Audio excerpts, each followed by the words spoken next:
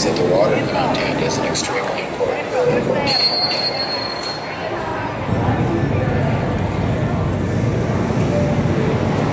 Well, I graduated from college and decided to take a year off and go skiing. And to be a ski buddy.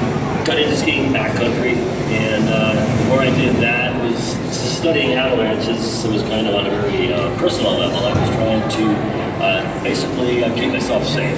So I went back to school and I ended up getting a PhD in mechanical engineering with snow as a material.